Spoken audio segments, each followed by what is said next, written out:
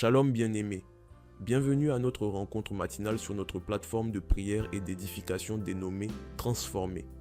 Ce matin nous méditons dans le livre de Luc chapitre 4, le verset 1. Il est écrit, Jésus rempli du Saint-Esprit revint du Jourdain et il fut conduit par l'Esprit dans le désert.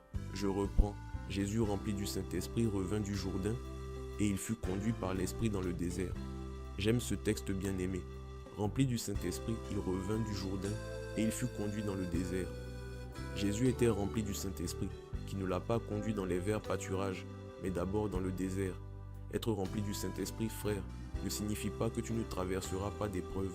Être rempli du Saint-Esprit ne signifie pas que tu n'auras pas de difficultés.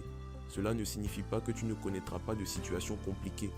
Le Saint-Esprit pourra te laisser passer par des problèmes qui semblent ne pas avoir de solution. Mais ce qui est bon, ce qui est rassurant, c'est que c'est lui qui te conduit dans ces situations. Il est avec toi dans cette tempête.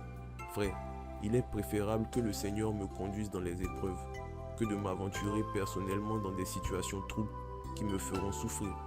Il dit, je t'ai mis dans le creuset de l'adversité, pour l'amour de moi. Ésaïe chapitre 48 verset 10. Il dit dans le livre d'Ésaïe chapitre 48 verset 10, je t'ai mis dans le creuset, mais non pour retirer de l'argent. Je t'ai éprouvé dans la fournaise de l'adversité. Le creuset, c'est le lieu où le fondeur dépose l'or ou tout autre métal pour le faire fondre afin de l'épurer. Dieu dit qu'il t'a mis dans ce creuset.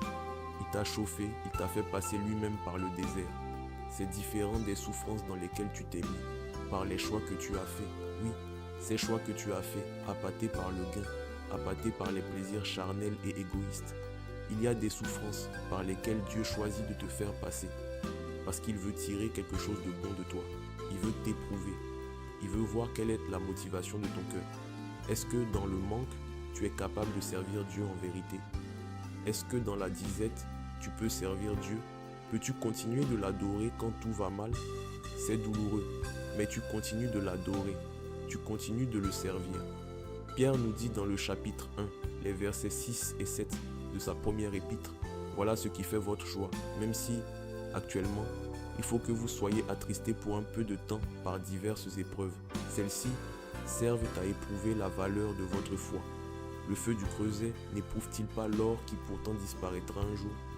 Pourtant, votre foi qui a résisté à l'épreuve a une valeur beaucoup plus précieuse. Elle vous vaudra louange, gloire et honneur lorsque Jésus-Christ apparaîtra. Servir Jésus ne veut pas dire que tu auras seulement des jours glorieux, des jours d'abondance, des jours où tout va bien. Non, ça veut dire aussi que tu vas passer par le creuset de l'adversité, par le désert. Le désert, c'est le lieu du manque, c'est le symbole de la souffrance, le symbole de l'affliction. C'est ça, le désert. Dieu permettra que tu passes par là. Et il y a un but à cela, te tailler et t'apprendre à dépendre de lui. Regarde Job, Dieu a laissé Job souffrir. Et à la fin de sa souffrance, Job déclare, « Mon oreille avait entendu parler de toi, mais maintenant mon œil t'a vu. » Dans la souffrance par laquelle Job est passé, il a appris à connaître Dieu profondément, différemment et intimement. Pourtant, Dieu le décrivait comme l'homme le plus intègre et droit de la terre. Mais c'est au travers de l'épreuve qu'il apprend à voir et à connaître Dieu. L'épreuve de votre foi produit la patience. Oui, tu apprends à être patient et dépendant de Dieu au travers de l'épreuve. Je prie qu'au travers de ce par quoi tu passes et tu dis, c'est difficile. En quoi est-ce que c'est profitable de servir Dieu? Que le Seigneur tire le meilleur de toi. Que par cette épreuve, que tu apprennes à dépendre de Dieu au nom puissant de Jésus-Christ de Nazareth.